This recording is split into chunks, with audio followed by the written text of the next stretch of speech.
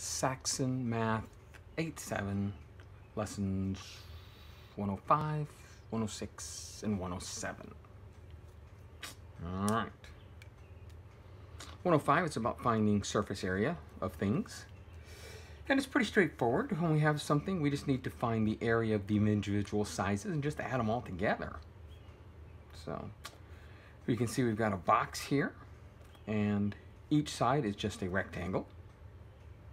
And the area of a rectangle is just length times width, or as some would say, base times height. So let me consider this side right here. This is 4 times 10, so the area of this one is going to be 40. And it tells you that everything's in centimeters, so this would be centimeters squared. Okay. Now, because this side is 4, we know that this side here is 4 as well. That means this side is 4 times 4, so this side is 16 square centimeters. And let's see, the top here, we know that that's 4 by 10, which is the same as this side here, right? Yeah. So that's going to be another 40. In fact, you can see here what we have is 2 ends, each with 16 square centimeters, and 4 lengths, sides, with each with 40 square centimeters. So we can just say 2 times 16 square centimeters plus 4 times 40 square centimeters, and that should give us the total surface area for the whole thing. So let's see here, that's 32. 4 times 40 is 160. 32 and 160 is 192 cubic centimeters. There you go. So the last series of lessons we learned about volume, finding the volume of something like this, which should be length times width times height, 4 times 10 times 10, 4 times 10 times 4 rather, which would be 160, but that'd be cubic centimeters. The surface area is 192 square centimeters. All right, find the surface area of this triangular prism. Well, same idea. In this case, we've got a rectangle right there. That's 10 by 10, so that's going to be 100 square centimeters. We've got on the bottom, this pours that right there, that looks like it's going to be a rectangle that's 10 by 6. So 10 by 6, 10 times 6, that's going to be 60 square centimeters. On the back, you know, this part back there, that looks like that's going to be 10 across and 8 high. So that's going to be plus 80 square centimeters. And then we just have the triangle, and we have 2 of them, right? This one and that one. So I'm going to put a 2 here. And inside these parentheses here, I'll write down the area of a triangle. As you guys have already learned, the area of a triangle is 1/2 the base times the height. So 1/2 the base is 3. 3 times the height of 8 is 24.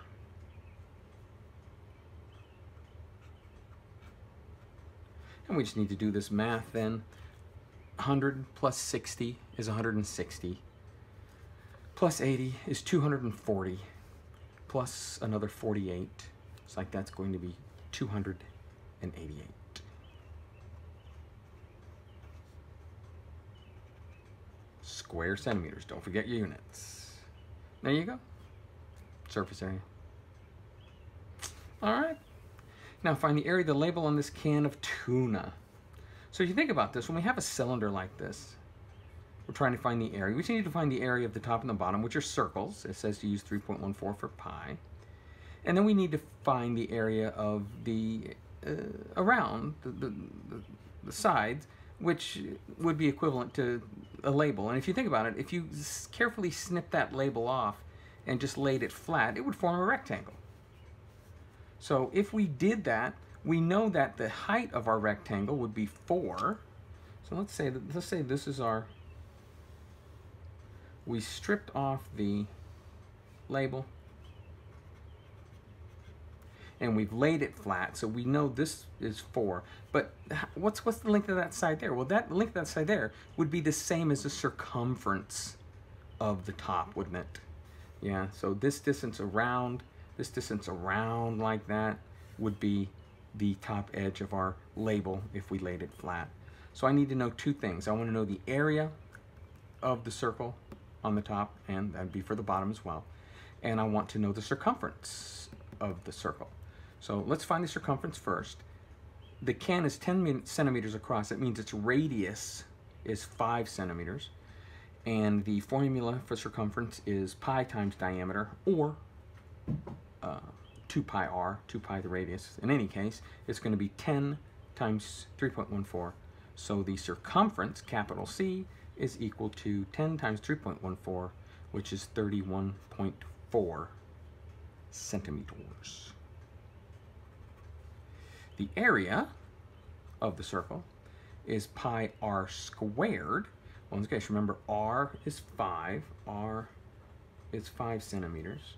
So the area will be pi r squared, so 3.14 times r squared, which is 5 times 5, which is 25. And I don't feel like doing that in my head right now. What would it be? It's going to be 75 and 2.5, 32.5, and another 1. I'm going to say the 75 point, that's, no, 77.6. That's what I'm going with. Let's see, 3.14, 25 times 78.5, shoot, okay. 78.5, and that would be centimeters squared. All right, so now to find the surface area of everything, remember this now is a rectangle, and we know that the length of this side is 31.4 centimeters. So the surface area of our tuna can, SA of the tuna, SA sub T, will be equal to the area of the top and the bottom. That's that right there, and I have 2 of them. So 2 times 78.5 centimeters squared, plus the area of the label, the sides, which is 4 times 331.4. And again, I'm going to turn to my calculator. There's 78.5, need to multiply that by 2. Then I take 431.4, multiply those 2, add them together. Looks like 282.6.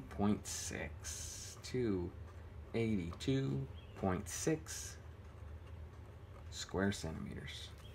And there we go. You know, I really should box all my answers. It's a good habit to get into. Future teachers and college TAs will thank you for it. So there's lesson 105, surface areas. Now there's a few more problems here. 105, problem D, asks for the surface area of a sphere.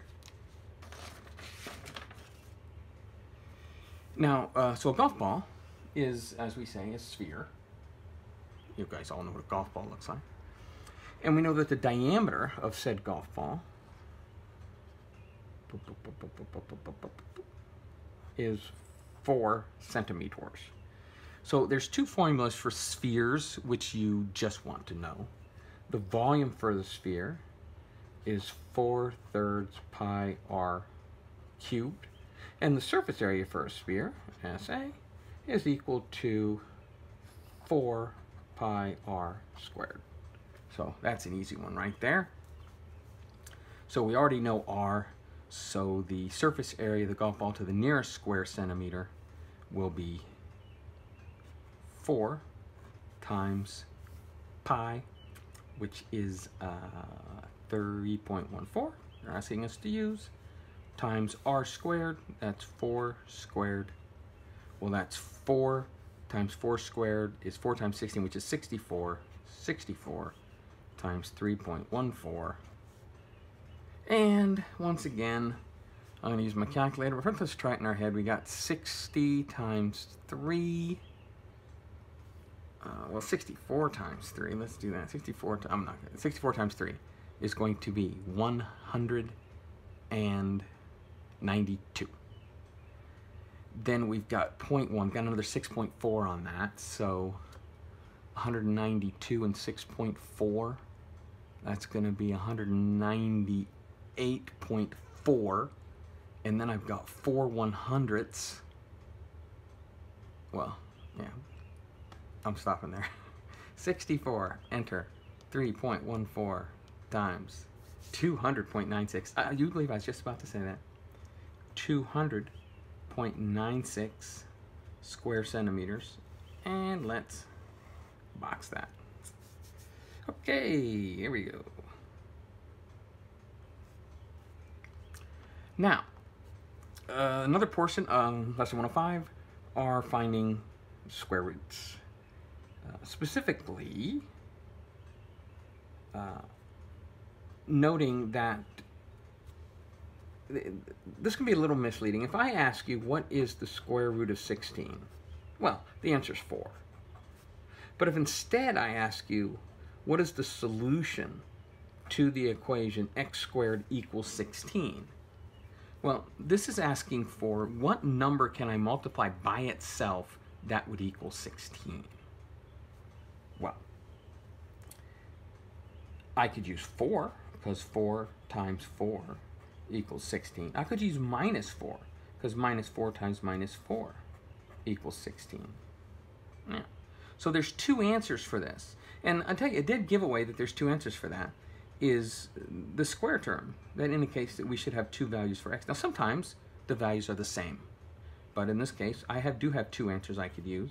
So the 2 square roots of 16, I don't like the way they phrase that. The 2 roots of the equation x squared minus 16 are 4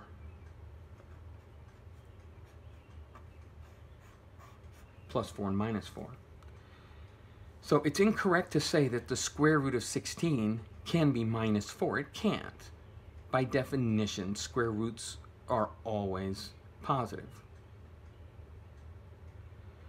But if I rewrite that in the equation x squared equals 16, because you see what can happen here, if I look at this equation, what happens if I take the square root of both sides? I get the square root of x squared equals the square root of 16. So it looks like the square root of x squared is just x, and the square root of 16 is 4. But that's only half of the answer, because this method of solving this equation is not correct. And you have some math to go before you learn the proper way to solve this. So for now, just note that if I give you any, like 25, there's 2 numbers that when multiplied by itself will equal 25, plus and minus 5. But the square root of 25 is always positive. Okay. And most notably, if I take the root of any even root, so square roots, 4th roots, 6th roots, the answer is always going to be positive. But when we're looking with cube roots, or any odd roots, 5th roots, 7th roots, 9th roots, then we can have negative numbers. And you can see why. We discussed this in the last few lessons there. If I have 3 minuses, any odd number of minuses, the answer is going to be negative. It's when I have an even number of minuses that the answer is always positive. And that's why any even roots can't be positive. So, let's solve these here. Now you guys have all memorized your cubes already, so you know right away what these numbers are. The cube root of 125 means what number multiplied by itself equals 125. Well, you know the answer is 5, because you memorized those like, what, the first, second week of class. 5 times 5 is 25, times 5 is 125. Cinchy.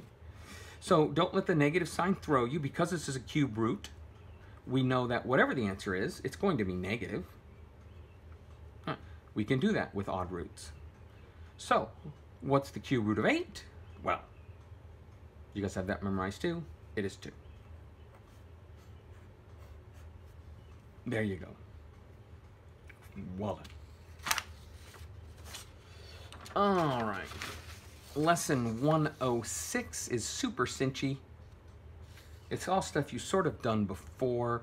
You've been solving equations left and right.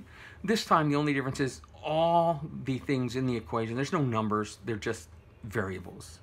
So we've got a plus b plus c, and you're just asked to solve for a. So all the rules that you've learned for dealing with numbers, it works exactly the same way. I can move anything across the equality as long as I change its sign. So this is a positive b. I want to put it over here, so I want to isolate the a. So by moving this over there, I just change its sign. So I want to isolate the a. So a plus b equals c.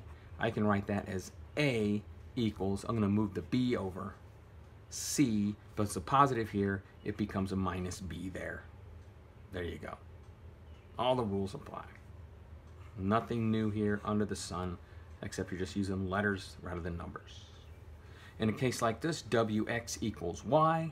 I want to solve for w. Well, w's multiplied by x, so to get w by itself, I do the opposite of multiplication, which is division. I want to divide by x. In other words, I'm just going to take this x that's multiplied here and divide it over there. X multiplied here gets divided over there. So that means w will equal y divided by x. Multiplied here gets divided over there. If it were divided here, it'd get multiplied over there. There you go. So there's my answer right there.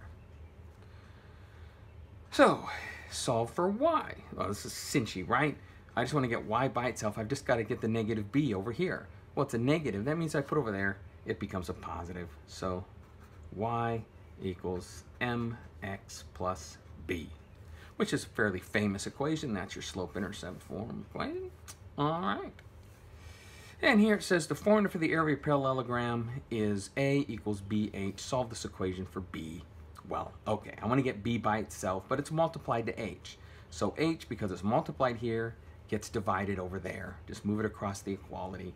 So now I can say a over h equals b. Done. Now, if it bothers you having the b on the right side like that, just swap them around. So I can just write this as b equals a over h. If you like the whole left-hand thing there, that's great. So there's our answer right there. So remember, all the rules you already learned apply. I can move anything back and forth across the equality as long as I change its sign. If something's multiplied, I just move it to the other side and divide it. If something's divided, I move to this side and multiply. Just do the opposite. The opposite of plus b is minus b. The opposite of multiplied x is divide x. So there you go. Just a little practice with these and you'll be an expert in no time flat. All right.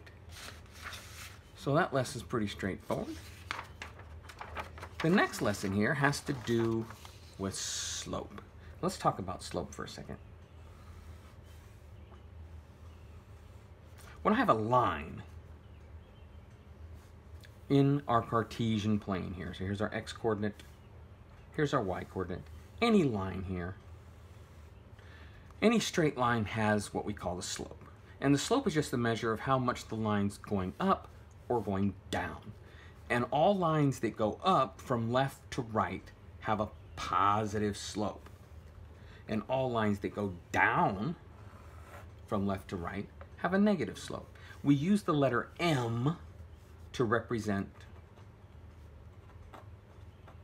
the slope. Lowercase m represents slope. So this line here, I don't know what the slope is, but I know it's got a negative slope. I don't know what the slope is, but it's got a positive slope. Okay. So when it comes in, and then we have two special cases, let me mention those. If we have a horizontal line, that's neither going up or going down, so you might reasonably assume, and you'd be correct, that the slope m equals 0. If we have a vertical line, well, as a line goes from horizontal, up, up, up, its slope gets larger and larger and larger and larger, until when it's perfectly straight up, how large is it? Well, we don't know. So the slope of a vertical line is undefined. Some people would say that it's infinity, but it's more proper to say it's undefined. Again, undefined just means that there is an answer, we just don't know what it is. We don't have no way to determine it. So horizontal line, slope of 0, vertical lines, undefined, and everything between those two, be it negative undefined or positive undefined, are just larger numbers, positive and negative. So when it comes to determining the actual slope, there's several ways to do that. And the first way they're introducing here is the good old rise over the run method. So by definition, slope, m, is equal to the rise over the run. And when we have a Cartesian plane, our xy coordinate plane here, the rise is the y direction, so that's the rise, and the run is the x direction, that's the run. So rise over the run. So another way to say that is the difference in y. In math, we use the Greek letter delta to represent the difference in or change in. So it's just the change in y over the change in x. It's the rise over run. And it's when you have a graph before you, there's several ways to calculate slope, but seeing the graph, this is the easiest way by far. And that's what they're starting out here. So when we have a line, you just need to pick any 2 points on the line that you know for sure what their coordinates are. Now, so I wouldn't want to pick that line there, that point there rather, or that point there, or that one there, or that one there. I want to pick one I know. And we've got 3 we can choose from. Any 2 will give us the same answer. So we're going to do it a couple ways here. So to find the slope of this, we're going to use the fact that the m, the slope, is equal to the rise over the run. So I'm going to pick a point. I'm going to start with this one. I'm going to go up to this point right there. And all I have to do is I have to count how many steps I take to get up, that's the rise, and how many steps I take to get over to get to the point I'm trying to get to. The rise and the run, the rise and the run. So if we start here, we can see that the rise, we have to go up 1, 2, 3, and then over 1. So the slope here, m, should be the rise 3 over 1. And it doesn't matter which 2 points you choose. You're always going to get a slope of 3. I'll do the slope between these 2 points right here. Okay, as long as I know exactly what the coordinates are, okay, I can use those. I don't even have to know what the coordinates are, but you can see we know what exactly they are. So I'll start with this one here, and I'll go up 1, 2, 3, 4, 5, 6, and over 2. Well, 6 over 2 is just 3. So there's our method. We're just going to count rise and count run. Let's do the same thing here. We can pick any 2 of these 3 points. I'll use these 2 points this time. So starting here, I'm going to count up 1, that's my rise, and over 1, 2, 3, that's my run. So my slope here should be 1 over 3. And if you look at it, that makes sense, right? Horizontal 0, as we go up, that's 1/3, that's 3. The higher the number, the steeper the slope. And these are both positive slopes because they're going up from left to right. So we're just counting. Had I used these 2 points here, I would have gone up 2 and over 6, still 1/3. So there you go. You can't find the slope much easier than just looking at the graph, as long as you've got a good graph. The example 1 in the book offers up 4 graphs, and it asks you to find the slopes for 1 and for A and C rather. And we have the equations. We could find the slope from the equations, but we don't need to. We just need to find 2 points that we know exactly what they are, and we know any one of these points because they cross right at the intersection. So I'll tell you what, just for fun, I'm going to use this point right here, and I'll use this point right here. Any 2 points will give me the proper slope. So starting at this point, I'm going to count 1, 2, 3, 4. That's my run. And then from here to there, 1, 2, 3, 4. I'm sorry, I said that's my run. Starting here, 1, 2, 3, 4. That's my rise. And then going over 1, 2, 3, 4. That's my run. So my rise over my run between those 2 points, slope is 4 over 4, which is just 1. And any 2 points would have given you the same result. I could choose just this point and this point right there if I want. Up 1, over 1, 1. So that's the nice thing about a line, a straight line. The slope is the same all along itself, so any 2 points will do. So you just need to find 2 points that you know. So let's look at this example here. Same idea. We just need to find points that we know. So I don't want to use that point. That'd be bad.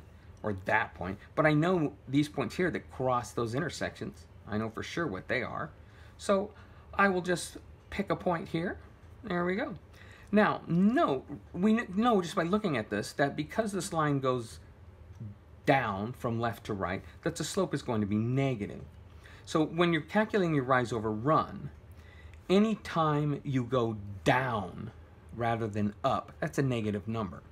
Some would say anytime you go left rather than right, that's a negative number. It doesn't matter how you do it, you'll get the same. I always do the y value and then the x value. So let's pick 2 points here that we know what they are. I'm going to pick 2 pretty far away. I'm going to pick this one right here and this one right there.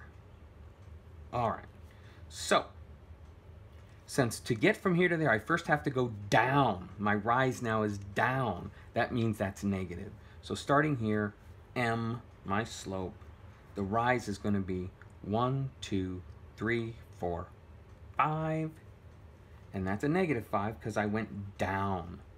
And from here then I go 1, 2, 3, 4, 5, 6, 7, 8. And that's a positive 8. We're just, run is normal.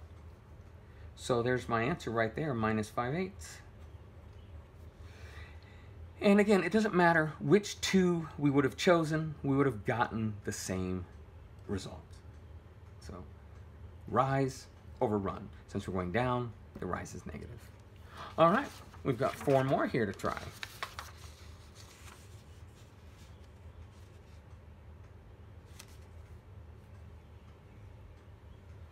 Okay, so here's our line.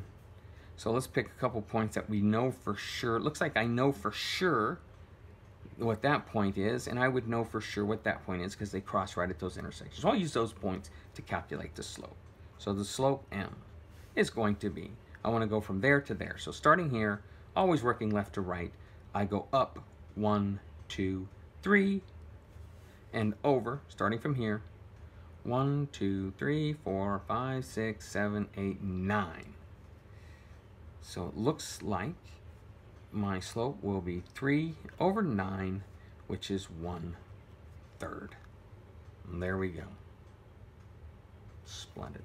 Let's look at this one here. Again, let me find a couple points here. Okay, I know exactly what that point is. That'd be a good point to use. I can know that one, but I also know this one here, don't I? Yeah, let's use this short one there. So again, find the slope. I know right away my answer should be negative since we're going down from left to right. So let's find it with the rise and the run. Starting from here, I have to go down. So my run goes down, 1, 2. That's a negative value because we're moving down. So down 2 and over 1, 2, 3. So there's my slope, minus 2/3. All right, this one right here. Well, looky here. There's our line right there. That's a vertical line, isn't it? Oh, sorry, that's not vertical. That's a horizontal line, isn't it? Yes, and we know that the slope of any horizontal line is always 0. Yep. If you tried to pick 2 points, there is no rise, there's only run, so it's 0. So that'd be 0 over whatever. All right, and now this one right here. Just pick any 2 points we're sure of. You know, I'm going to pick this point here. I can see that that crosses that intersection exactly, as does this one way the heck down here. I'll do that one. Now again, it's going to be negative. I know that because it's going down from left to right. So that means my slope will be starting here. I'm counting down. I've got to go down to get there, so that's a negative. So starting here, I go 1, 2, 3, 4, 5, 6, 7, 8, 9, 10. And that's a negative 10 because we're going in the down direction. So from here, I count 1, 2, 3, 4, 5. So a rise of minus 10, but a run of 5, which is minus 2. Now, you may notice something here, that if you write the equation for a line in a certain way, the coefficient on the x term gives you the slope. See that minus 2 there? My slope is minus 2. Okay? There is no x term here. My slope is 0. Had I done this one, if we did that with this up here, I'm just going to divide everything by 3. So 3y divided by 3 is just y. 1x divided by 3 is 1/3 x minus 2/3. Look at the coefficient on the x term, 1/3. The slope is 1/3. This example over here, 3y, I'm going to divide everything by 3. 3y divided by 3 is just y. Minus 2x divided by 3 is minus 2/3 x. And 1 divided by 3 is 1/3. Well, look at that. The coefficient on the x term is minus 2/3, minus 2/3. So that's something you have to look forward to. But for right now, they're asking you to use the graph to find the slope. All right, very good. I trust all is going well. I haven't received any questions from you. That tells me everything is going swimmingly. But as always, if you have any questions, do let me know. Thank you very much.